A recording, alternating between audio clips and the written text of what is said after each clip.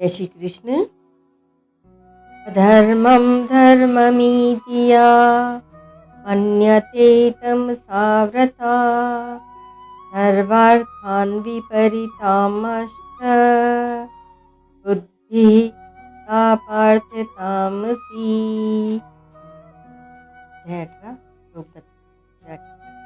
धर्म धर्ममीति या मन्यते तं साव्रता, ईश्वर की निंदा करना, शास्त्र वर्ण श्रम और लोक मर्यादा के विपरीत काम करना, माता पिता के साथ अच्छा बर्ताव न करना, संत महात्मा गुरु आचार्य आदि का अपमान करना, झूठ कपट बेईमानी जालसाजी अभक्षय पूजन स्त्रीगमन आदि शास्त्र सिद्ध पाप कर्मों को धर्म मानना, यह सब अधर्म को धर्म मानना है। अपने शास्त्र वर्ण आश्रम की मर्यादा में चलना, माता पिता की आज्ञा का पालन करना तथा उनकी तन मन धन से सेवा करना, संत महात्माओं के उपदेशों के अनुसार अपना जीवन बनाना, धार्मिक ग्रंथों का पठन पाठन करना, दूसरों की सेवा कार्य करना, शुद्ध पवित्र भोजन करना आदि।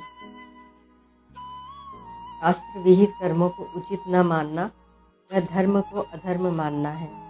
हमसे बुद्धि वाले मनुष्यों के विचार होते हैं कि शास्त्रकारों ने ब्राह्मणों ने अपने को बड़ा बता दिया और तरह तरह के नियम बनाकर लोगों को बांध दिया, जिससे भारत परतंत्र हो गया। जब तक ये शास्त्र रहेंगे, ये धार्मिक पुस्तकें रहेंगी, तब तक भारत का उत्थान नहीं होगा। भारत स्वतंत्रता की बेड़ी में ही पकड़ा हुआ रहेगा आदि आदि। इसलिए वे मर्यादाओं को तोड़ने में ही धर्म मानते हैं। सर्वार्थान्वी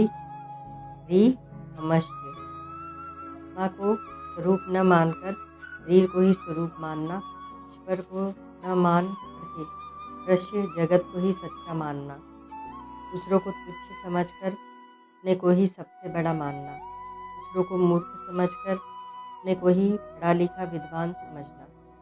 इतने संत महात्मा हो गए हैं कि मर्यादाओं से अपनी अन्यता को श्रेष्ठ मानना, सच्चे सुख की तरफ ध्यान न देकर वर्तमान में मिलने वाले संयोगजन्य सुख को ही सच्चा मानना, न करने योग्य कार्य को ही कर्तव्य समझना, पवित्र वस्तुओं को ही पवित्र मानना, यह संपूर्ण चीज़ों को उल्टा मानना है।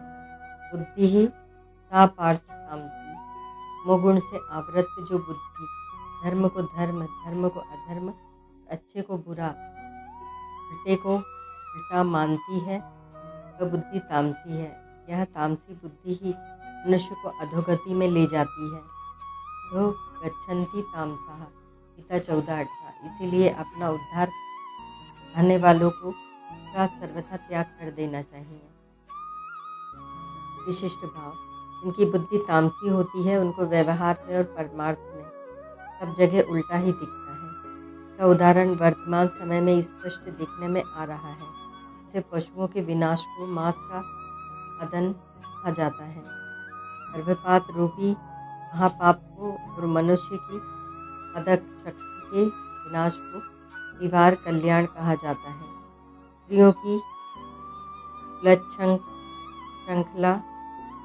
श्रृंखलता को, मर्यादा के नाश को नारी मुक्ति कहा जाता है। पहले स्त्री घर की स्वामिनी गृहलक्ष्मी होती थी, अब घर से बाहर अनेक पुरुषों की दास था।